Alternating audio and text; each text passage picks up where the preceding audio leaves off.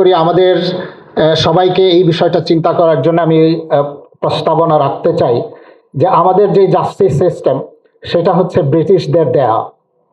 তো আমি বলতে চাই এই ব্রিটিশরা আমাদের এই উপমহাদেশের মানুষদের জন্য আসলেই তারা কি ন্যায় বিচার করতে চেয়েছিল কিনা, তাদের এই ইন্টেনশনটা ছিল কিনা যে তারা আমাদেরকে একটা ন্যায় বিচার দেওয়ার জন্য একটা জাস্টিস সিস্টেম এস্টাবলিশ করবে।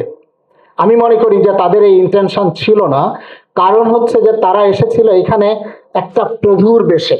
তারা প্রতারণামূলকভাবে আমাদের এই উপমহাদেশে তাদের অফিসে রাতের অন্ধকারে অস্ত্র মজুত করে একটা প্রতারণামূলক যুদ্ধের মাধ্যমে ক্ষমতার মসনদে বসেছিল এবং দীর্ঘ 190 বছর ধরে অত্যাচার, জুলুম, নির্যাতন এবং আমাদের পূর্বপুরুষদের বিরাট একটা আত্মত্যাগের মাধ্যমে এই ব্রিটিশদেরকে আমরা তাড়াতে পারছি।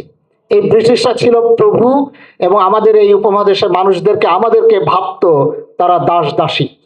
তো এই প্রভুরা কখনো তাদের দাস দাসীদের জন্য ন্যায় বিচার দেয় না। এই জন্যই আমরা আজকে দেখি যে মিসক্যারেজ অফ জাস্টিসের কোনো শেষ নেই।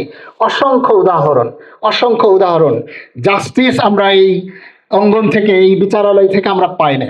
এখন মানুষের প্রশ্ন হচ্ছে এরকম যে আমরা যে ন্যায় বিচার দেওয়ার জন্য বসছি, আমরা আদৌ বিচার দিতে পারি কিনা।